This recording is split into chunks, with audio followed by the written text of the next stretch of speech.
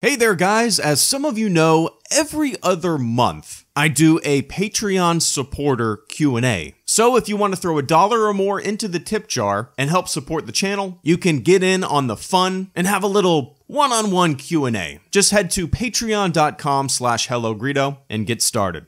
On with the show. The first question comes from Ian Reichs. If you could add one thing to EA's Battlefront 2, what would it be?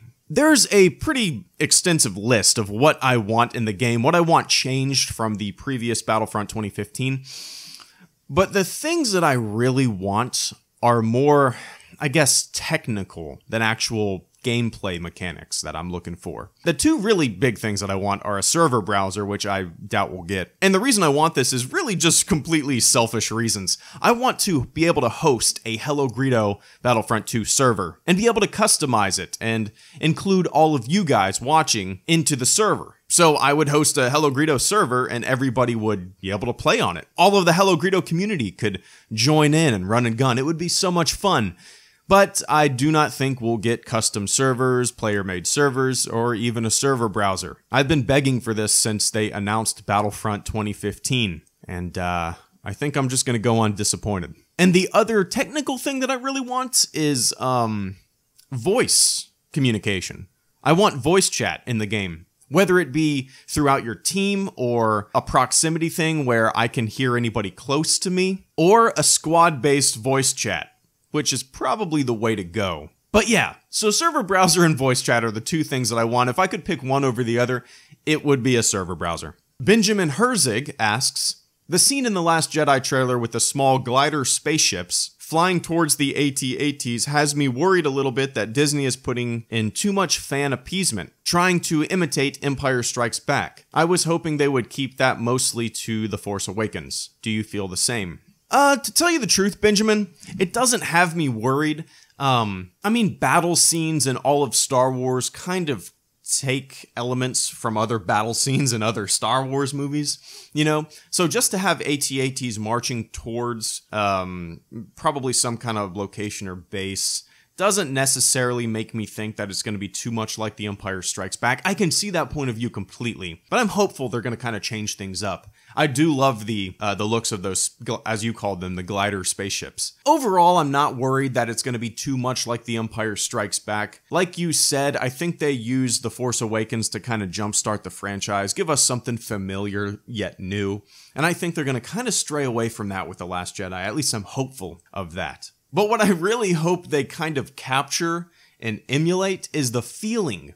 Just the overall feeling of The Empire Strikes Back. Not necessarily the scenes and the pacing and all that stuff, but just the feeling of the heroes being downtrodden and in a tough place. I think that's where the second act of a trilogy really has to go. And some people might see that as emulating The Empire Strikes Back too much, but I think that's just a natural story progression. But overall, I'm not too worried that it's going to be that similar to The Empire Strikes Back. It's really hard to judge from just a couple second clip in a trailer of how the overall movie will be. But yeah, I completely understand your concern, but I'm a little more optimistic. Mike Hawk asks, it seems within the past few years, especially after Disney bought Star Wars, that the level of appreciation for the prequels among fans has risen, while the hate for it has fallen. I think this is because fans know that the saga will continue on in great hands, so there's no longer a bitter last taste to it. Do you agree with that, / do you feel the same way? I personally enjoy the prequels for what they are. I 100% agree with that statement. I mean, for a long time, we thought the prequels were basically the last Star Wars movies we were ever going to see, right? The nail was in the coffin, the series was over, we were just left with memories. But now, everyone is forward thinking, everyone is looking to the future of the franchise to see where these movies go, to see where the spin-offs go. It's like there's this little pocket of prequels over here, and people aren't really paying attention to them as much as they used to. I think it's a natural thing for humans to do when there's something up on the hill, on the horizon of promise that looks positive, that looks like it's going to give us something important that we've all been waiting for. And then this little thing in our past kind of gets swept away. There's still people that really appreciate it, and I appreciate their appreciation, you know? But now that the franchise is on a forward trajectory, and we're no longer looking at the past negatively, as much as we used to at least, the prequel hatred kinda dies down. Me included. I don't know if it's because Disney purchased the franchise and things are moving forward, or it's just because over time I've grown to come to terms with things and not be as outraged as I used to be. It's just a natural, I guess, personality evolution. WKC asks, I have a question and a comment. Question: who are your top 5 favorite Star Wars characters? I respectfully request that you list your favorite Star Wars characters from any of the films spanning original trilogy, the prequels, and the most recent films in order from best to worst. No more than 5 allowed. Comment: next time you come out west, make sure to travel further north and see some even wilder country. That sounds pretty awesome. So to answer your question, my top 5 favorite Star Wars characters, in order from best to worst. Okay, so this is pretty tough for me. I'm gonna go with number 1, Han Solo. I just love that type of dashing, cocky, sure of himself do-gooder that used to be kind of a selfish prick, and now he's in it with his friends and he's looking to help anywhere he can. I love that story progression of a character like that. Plus, everybody wants to be Han Solo. And then number 2 would probably be Luke Skywalker. He's the character that I think most people kind of can relate to. He's the young kid stuck in a rut, not too sure of himself, doesn't know where to go with his future. He feels a tug for adventure, but also a pullback to what is familiar and what is safe. So for relatability reasons, Luke Skywalker is probably my second favorite character. It's a real toss-up between Han and Luke. My third favorite character is probably Darth Vader. I think he's one of the best film villains of all time. Before the prequels and a lot of EU stuff, there was a lot of mystery behind his character. We learned about his character through the original trilogy, and even then there was still a lot of mystery behind this masked man. The face reveal when he's laying down there dying and his son is over him and he takes off the mask because he wants to see him with his own eyes, I think that is one of the best face reveals ever, because you're picturing this rough and tough and gruff military genius under there with a crew cut, and he's like some badass. But no, man, he's just your everyday middle-aged older guy. And I think that's kind of a beautiful statement. He's one with the Force. It's not necessarily about stature or body build. He's just an old dude who has come to terms with his fate. My fourth favorite character is, I'm going to probably say Rey. I think Rey is one of the best characters we've had in Star Wars film. I think they're playing it really well, too, with The Force Awakens just being her introduction. And then there's just a huge cloud of mystery surrounding her origins, her abilities, everything. We just got a little taste of what she's capable of, where she's from, and stuff like that. So like I've said forever, a huge aspect of what I love about Star Wars characters is their mystery and what we learn about them moving forward. And Rey is just a fun character. I like her attitude. I love Daisy Ridley's performance. And number 5, this is really tough for me to think of because I love a lot of background characters. I love Tarkin, his performances in A New Hope. You know, it's just so simple, but he's this military-minded guy who just wants to get shit done. Man. And then you got Jabba the Hutt, who's also was one of the most mysterious characters in the entire original trilogy until, of course, the special editions came out, because for 3 films we basically heard the name Jabba the Hutt, and we never knew who or what this guy was until Return of the Jedi. So that mystery surrounding his character is pretty incredible. Pre-special edition, of course. So man, to tell you the truth, I can't really pick a 5th favorite character. I think my 5th favorite character is basically just a combination of all the smaller background characters or the side characters that aren't our main heroes. I think it's just a combination of all those people, you know? I know that's kind of a cop-out, but I honestly, I can't think of a 5th character that I love more than any other. It's really strange now that I'm thinking about it. And WKC, next time I come out west, I will go up north. I'm trying to figure out where we want to go next year for our anniversary. I was kind of thinking Alaska, like Denali, renting an RV and driving around Denali and doing some camping up there. But yeah, I'll let you know next time I'm out west. Simon Shackleton asks, hello, Greedo. I was wondering if you keep up with other countries' politics, especially the United Kingdom, and as I'm writing this, it is before the UK election. If so, what are your opinions on that? I am for Labour Party, by the way. If you could have one force power, what would it be? make sure you don't end up dying because of it. Honestly, I don't really keep up with other countries' politics. I know that's kind of shitty of me since we live in a global world and everything is intertwined and connected. What happens to one happens to the other. A symbiotic relationship, as Obi-Wan, or was it Qui-Gon? I can't remember who said that. But yeah. No, unfortunately, I don't really keep up with other countries' politics. I know that's a shame. But my country's politics are enough to keep me full.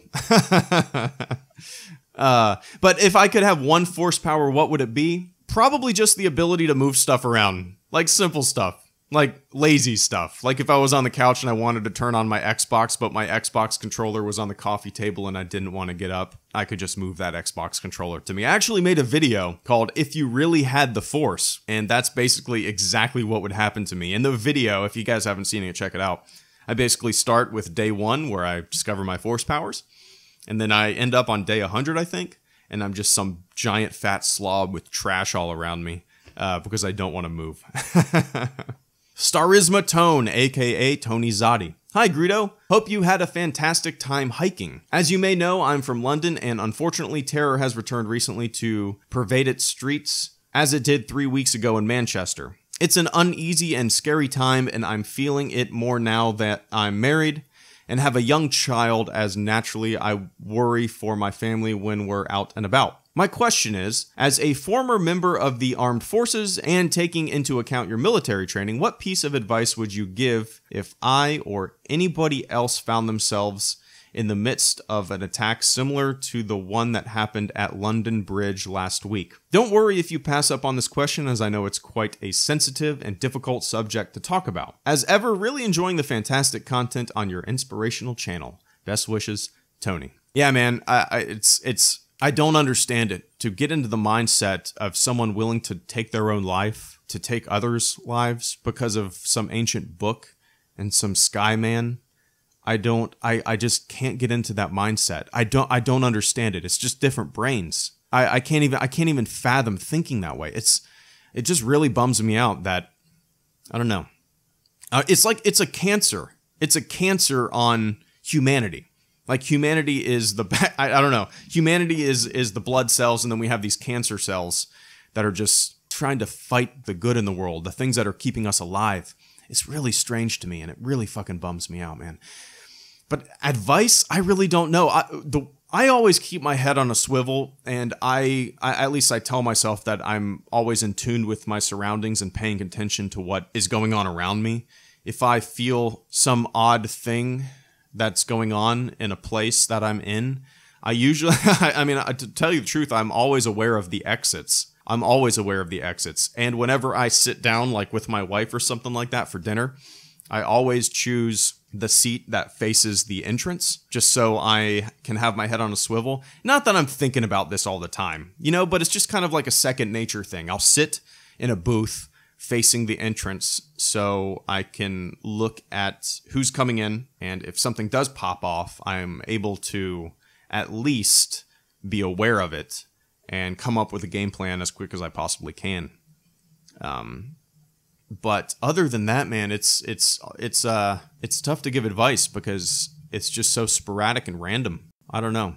One thing, like, I know this might sound really controversial or might piss some people off, but if you've been confirmed by the intelligence agencies of, like, your nation as an individual who went and trained with a group like ISIS, I don't believe that you should be able to come back into your nation. I think since there is this global war going on with this ideology and this group, this terror group, I firmly believe that you should be labeled as an enemy combatant, because that's what you are. You have gone and trained with this death cult, this organization that is just hell-bent on destruction, and I think you should be labeled an enemy combatant.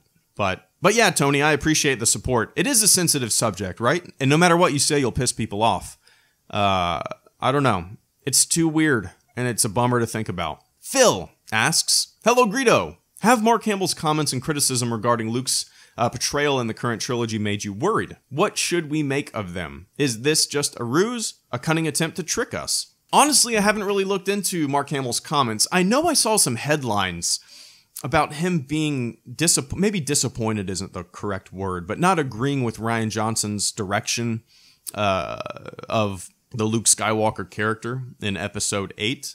And I don't know what to make of that, to tell you the truth. I didn't read the articles. I just saw the headlines, and I just assumed they were clickbait. And maybe that assumption's completely wrong. But I don't really care what like an actor thinks of their character's progression in the story. To me, it's more important what the storytellers, the writers, and the director want to give us on screen. So if like the writers think this is a really unique and interesting path for this character to go down, I think their idea of where the story should go definitely trumps the actor's opinion on his or her own character. But I did see an article recently where Mark Hamill explained his comments, and like I said, I didn't read his comments and I didn't read his explanation. I kind of stay out of that gossipy stuff. It is interesting, I guess. Maybe I'll go read them, but I'm not worried at all. If the writers and director, Rian Johnson, if they think this is an interesting path to go down, I'm 100% on board, because I want that interesting, unexpected storyline.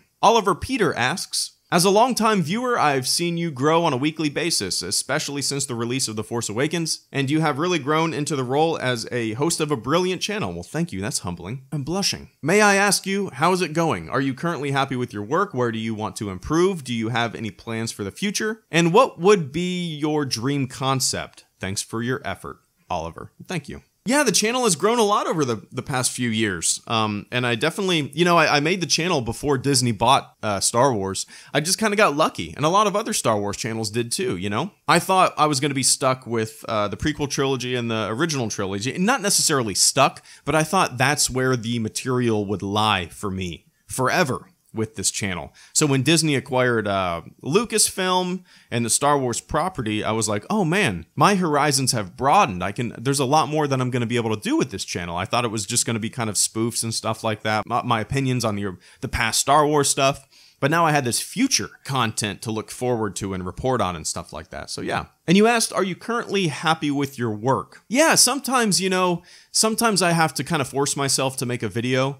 Not because I don't want to make the video, just because I don't know how well it will be received. But then I have to tell myself that this is my channel and I can put the content that I want to put on it. I don't think content creators should ever feel forced to make the content that they don't want to make, or make the content that they think other people want to make. They should just make the content that they want to make. I see a lot of people following trends, and that most of the time that stuff doesn't appeal to me. This desire for me to try to make the most original content that I can and say it in my own words, the way that I really want to express myself, is why I am happy with my work. And where I can improve, I think, is maybe scheduling things. You guys know me, I'm not a scheduler. I don't really put dates on things of when things will come out, because, we all do. We have things that come up in our life, and if I schedule something to come out like, I don't know, on July 1st, something will come up where I can't put it out on July 1st, and I'll feel like I'm bumming everyone out because I promised this content, But I think a little bit of scheduling is kind of important for a channel. And do I have any plans for the future? I always have a few videos in the hopper that I'm working on, that I'm writing, trying to improve and stuff like that. I really want to get back into making more spoof and parody videos. Other than that, I'm still working on the book. I've fallen kind of behind on my writing schedule. I still have like 110 pages. But I'm hoping to finish that off in the next couple months. Summer classes started back up, and my schedule is kind of completely flipped as to what it used to be. Like, I used to take some classes that I'd have a class at 9 a.m. and then a class at 3 p.m. So I'd have this huge chunk of time in between those two classes where I could sit down and write my book or write a video or something like that, just on a park bench outside of my campus. So now I'm kind of struggling to find the time to work on my book, but I'm hoping to have that out in the next couple months. And I don't have any expectations of how well it'll sell or anything. I'm not even thinking of that. It's just kind of like a personal thing that I want to get done. I've always wanted to write a book. I enjoy writing. I enjoy graphic design and all that stuff. So putting this whole project together is really a project of passion for me. And if people want to read it, even better. And you asked what my dream concept would be. My dream concept would be to have like a really big room, a really big office where I could make an entire wall devoted to different backgrounds. Like, I would have my green screen here, and then on the right-hand side, I would custom build like some like Death Star looking walls that I could stand in front of, that kind of stuff, and maybe like a Star Wars looking desk that I could sit behind, almost like a, I don't know, an interview kind of set. That's my dream concept, to have these multiple backgrounds laid out easily in my room where I could just move my camera, boom, start shooting, make it quick, boom, boom, boom.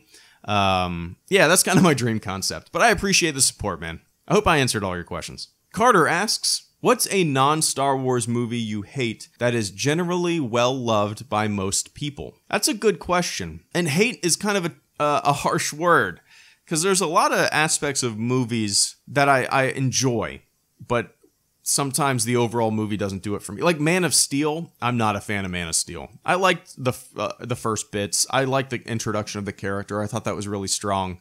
But Man of Steel did nothing for me. I walked out of the theater so disappointed. Other than that, I'm kind of blanking on movies that everyone seems to love that I dislike. Well, I guess some of the Marvel movies I don't really enjoy that much. Some of the Avengers stuff, I like the small, focused stories of the Marvel movies. Like, my all-time favorite Marvel movie is Captain America: The Winter Soldier. And compared to, like, the Avengers or even Civil War, Winter Soldier seems quaint. I know it's not. I know it's a huge, explosive movie, but it seems quaint in the face of, like, these Avengers movies where everybody's just mashed up and running everywhere and it's chaos. So, a lot of those huge Marvel movies where all these characters are just clashing and coming together, and there's a big something in the sky that's shooting down and everybody has to save the day.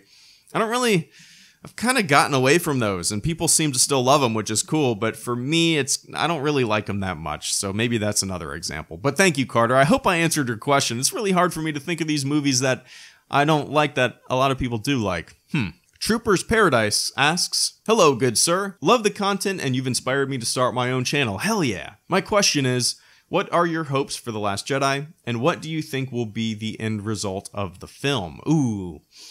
My hopes. Well, I don't really speculate too much on what the movie's gonna give us and all that stuff, but really what I'm hoping for is just a really interesting story that throws a lot of twists and turns our way, that kind of solves some mystery in a really interesting and unique way, that keeps us on our toes. I don't want it to be predictable. That's my hopes. And the way that I think it'll end, I'm expecting Luke Skywalker to die, which might not be the case. I can see how they could keep him around for the next movie, Episode 9. And maybe, and you know what? Whatever I'm saying here does not matter as long as the story kicks ass and as long as it makes sense in the long run. You know, I can say that I'm expecting Luke Skywalker to die, and in my head, that might be a good conclusion for Episode 8 with, you know, my thoughts on how the story's going to go in my own head. But if the writers and the directors and everybody involved has a better story, which I guarantee they have, I guarantee it, and they think Luke Skywalker should survive in Episode 9 because it's going to progress the story more and give us a more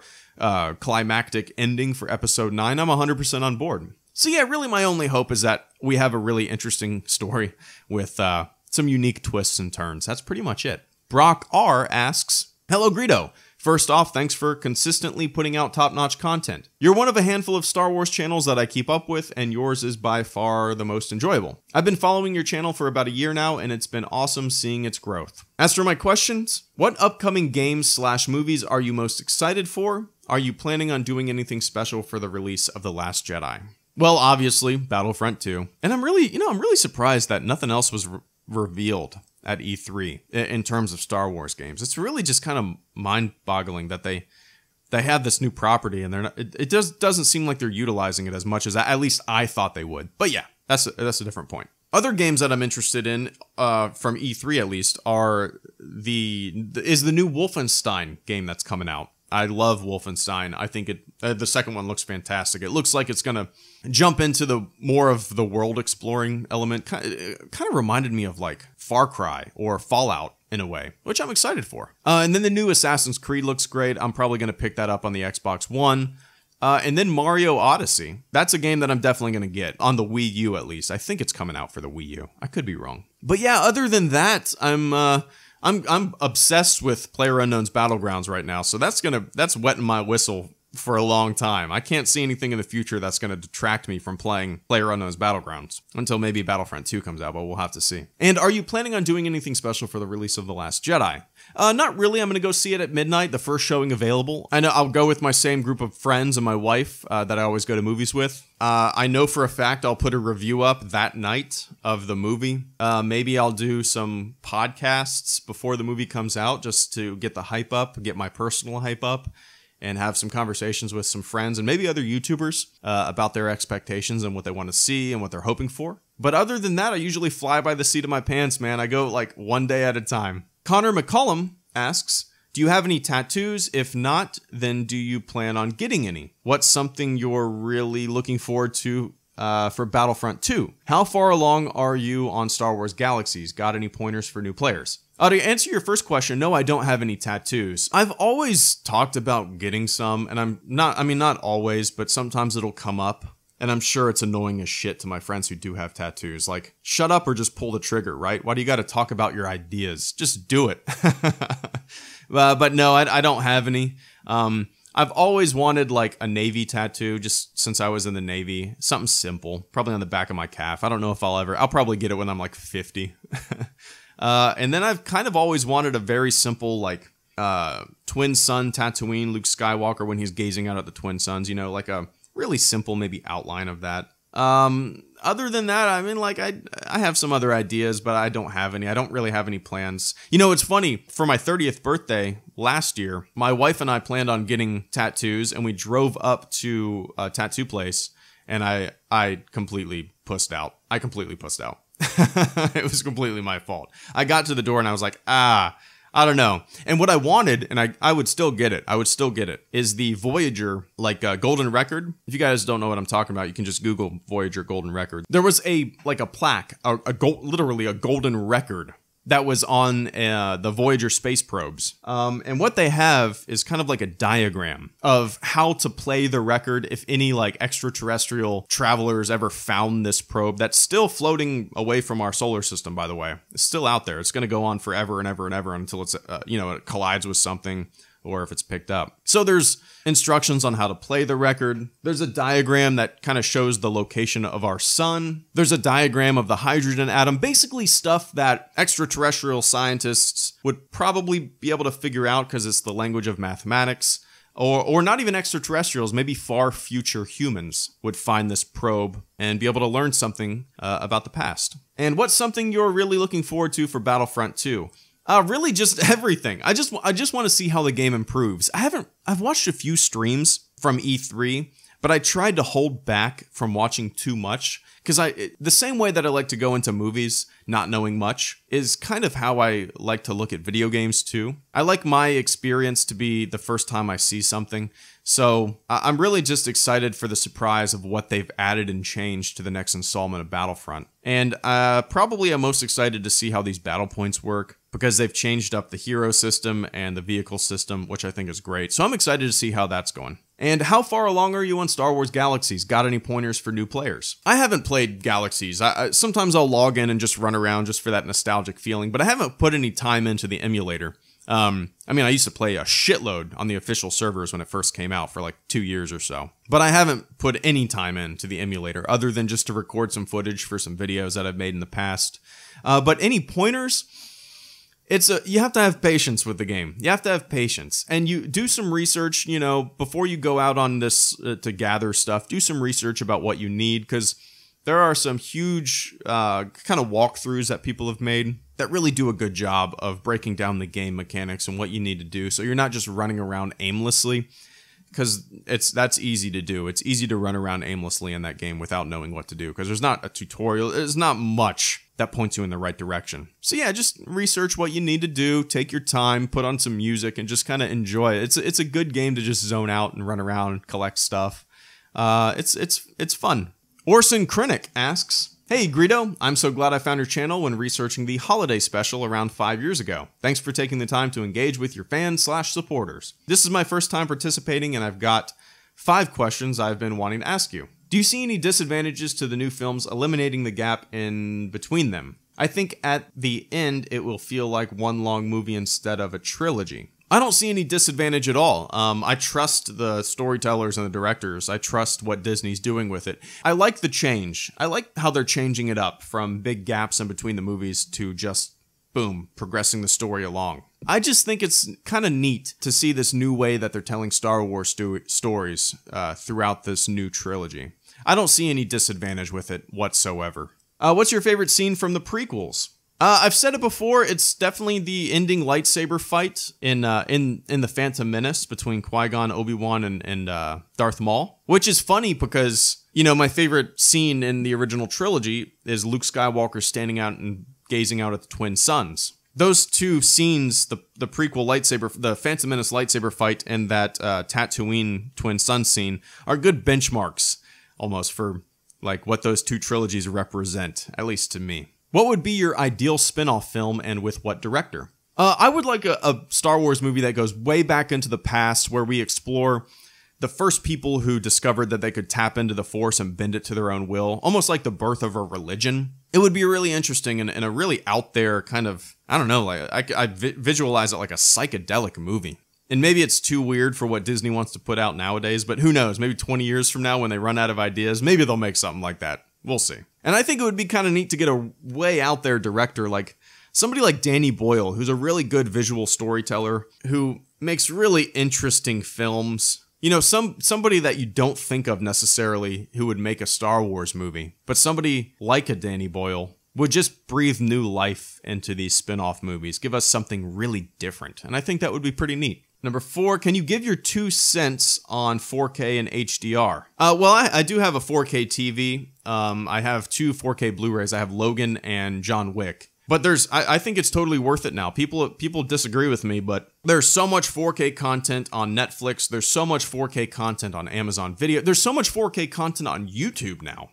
It's definitely the future. I can see how 8K will be coming out relatively soon. I mean, it's already out. You can already buy an 8K TV, I think. But they're outrageously expensive. So 4K, I think, is solid. And HDR is beautiful. I mean, it ramps everything up. Number 5, what's your typical day look like when you aren't making videos? Usually I go to school. I'm working on homework, doing some other freelance gigs. But I'm always typing up new video ideas. I always have a list of videos that I want to make, whether they're big or small, whether they take me a day to make, whether they take me a week or 2 to make, or a month. But yeah, usually I'm just doing school, working on freelance, and making videos.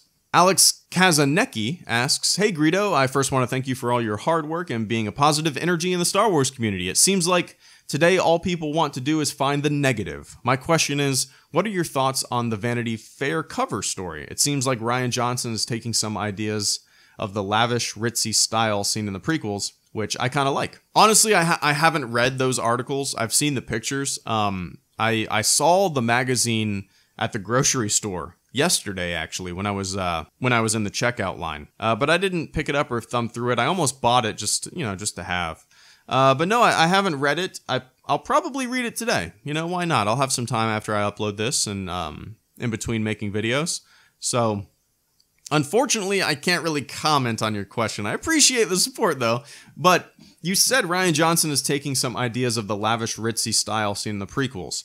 That's interesting. Yeah, I saw some pictures at a casino, I believe it was. It was like a casino with some really well-dressed aliens and humans and stuff like that. I do like to see the juxtaposition of the gritty, the dirty, the gritty side of Star Wars with the lavish. And if he kind of is looking at it like a metaphor for different classes in the world, like you have the wealthy, the super wealthy, and then you have the worker class and all that kind of stuff. I think that's a really interesting world to explore in the Star Wars universe. I don't know, I'm excited to see it. I like the visual mashup of the lavish, as you said, and the gritty. Chris, hello HelloGreedo. Is that redundant? First and foremost, I want to thank you for 2 things. Your videos, of course. You, even though you wear a Stormtrooper mask, your personality, insight, and character come across. Sometimes I look forward more to the feeling of a HelloGreedo video than the actual content of it. With that said, I have a few questions I've been interested in asking you. A few months ago, you went on a hiking trip that looked amazing, I believe, in the Midwest. I've hiked up and down the East Coast, where I'm located, and would love to get out there. What was your trip itinerary? I'd love to take that trek too. Me and my wife actually went out to Utah Well, technically, we were in Nevada, Utah, and Arizona, and we rented an RV. So we flew into Las Vegas, and then we immediately wanted to get the fuck out of there. So we rented an RV and did this thing called the Grand Circle. Now, the Grand Circle is kind of different. Everybody has their own interpretations, but basically we went from Las Vegas to Zion National Park, and then to Bryce Canyon National Park, and then to Capitol Reef National Park, Arches National Park, Canyonlands National Park, Monument Valley, Antelope Canyon, and then Grand Canyon. And then at the end of that, we drove back to Vegas and caught a flight home. It was about 10 days. And it's my favorite trip I've ever been on. We had campsites designated before we ever got there, so we just pulled up and then did some hiking. And yeah, man, it's my favorite trip I've ever done. We saw 6 national parks and then some other things like Monument Valley and Antelope Canyon. And I can't recommend it enough, man. And what is your microphone set up to record with the helmet on? I don't actually record with the helmet on. This is audio that I have previously recorded. I use a Shure SM57 microphone that I've had forever. And then what I do is I edit that audio down and then put it on my speakers or my phone and hit play and listen to it and record the video. And I mime to the audio. I don't record through my helmet. The video aspect is just kind of a miming thing. And what editing software do you use to create your backgrounds? I know you use a green screen, but I've been wondering what the process is like for making it. Thanks for the content and keep up the great work. Thank you. My backgrounds, I make them myself. I make like a star field and then like cut out a little hole or something, like a transparent hole for where I'm going to put images and stuff like that. A lot of times I'll take screenshots from the films and use those as background things too. And sometimes there's stuff in there that I want to take out, so I just use like the clone brush or whatever and remove them. Paul Robinson asks, firstly, how was the hike? Sounds awesome to me. Second, what do you make of this news that in the new Star Wars park, your actions will have consequences? And finally, it's my birthday, June 11th. Well, happy birthday. 46 going on 19. And I rock up at your house with unlimited cash for me. You and Miss H will go wild with. What do we do? Well, first off, happy birthday, Paul. It's good to see you as always. And the hike, well, I mentioned a hiking trip that I did months ago, but I recently just hiked the first 4 days of the Appalachian Trail with my buddy. And then, I hiked the first leg of it, like the first 40-something miles with him. And then we parted ways, and he's still on the trail. He's in the Smoky Mountains right now. He's making ridiculously good time. And he might end up doing the entire like 2,200 miles of the Appalachian Trail. But he's just kind of seeing how June goes and what he wants to do, you know? So, and you show up at my house with a shitload of cash. What do we do? Unlimited cash. I say we would rent a beach house right on the ocean, get a bunch of kegs of my favorite local beer and just hang out by the pool and hang out by the beach and just enjoy ourselves for a week. I'll grill some steaks, maybe patty out some burgers. I think that sounds pretty amazing, Paul. Do it. Bring me a shitload of cash!